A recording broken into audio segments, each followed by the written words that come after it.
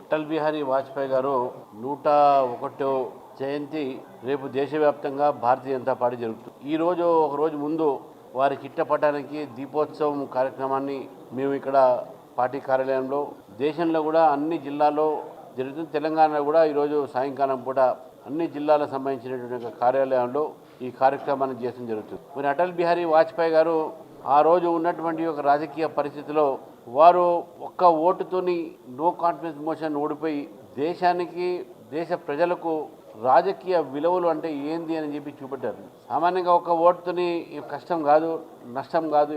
ఎప్పుడైనా ఆ ఒక ఓటు పార్లమెంట్లో పెద్ద తీసుకోవడం అనేది విశేషం కాదు. ఎందుకంటే మనం చూసినాము, న్యూక్లియర్ డీల్ మీద ఎప్పుడైతే పార్లమెంట్లో జరిగిందో డిబేటు, దాంట్లో నోటుకు ఓటు కేసు మనం స్పష్టంగా చూసినాము. ఎంతమంది ఎమ్మెల్యేలు కొనే ప్రయత్నం చేశారు ఆ రోజు ప్రభుత్వం.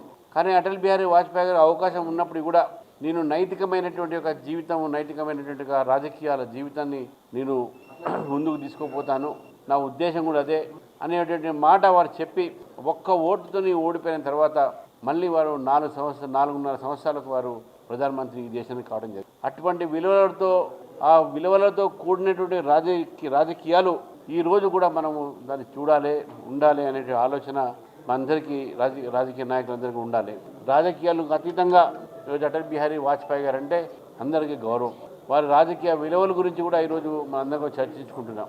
కాబట్టి ఈరోజు మనం వారి దగ్గర నుంచి నేర్చుకోవాల్సినటువంటి అనేక అయినటువంటి మనకు అంశాలు ఉన్నాయి.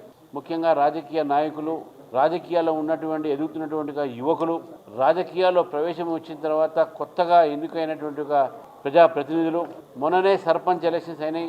ఏ పార్టీ నుంచి గెలిచిన వ్యక్తులందరూ కూడా రాజకీయాల్లో వాళ్ళ ప్రవేశం జరిగింది. కాబట్టి అటల్ బిహారీ వాజ్పేయి గారి జీవితంలో వారి జీవితాన్ని తెలుసుకోవాల్సిన అవసరం కూడా ఈ అన్ని వర్గాలకు ఉన్నది. కాబట్టి ఈ సందర్భంగా తెలంగాణ ప్రజలకు వాజ్పేయి గారి యొక్క జన్మోత్సవం సందర్భంగా ముందుగా వారికి శుభాకాంక్షలు తెలియజేస్తూ, మరి వారు ఏ ఆశయాల కోసమైతే రాజకీయాల్లో వచ్చి ప్రజాసేవ చేశారో, ఈ దేశానికి 3 సార్లు ప్రధానమంత్రి, 13 రోజులకు ఒకసారి, 13 నెలలకు ఒకసారి, మరి 4 సంవత్సరాల 8 నెలలకు ఒకసారి ఈ యొక్క భారతదేశం స్వరూపాన్ని మార్చండి. భారతదేశం ఆర్థిక సంక్షేమంలో ఉంటే పివి నరసింహారావు గారు తీసుకున్నటువంటి అనేకమైనటువంటి చర్యలను కొనసాగిస్తూ భారతదేశాన్ని ముందు అడుగులో పెట్టినటువంటి వ్యక్తి అటల్ బిహారీ వాజ్పేయి గారు.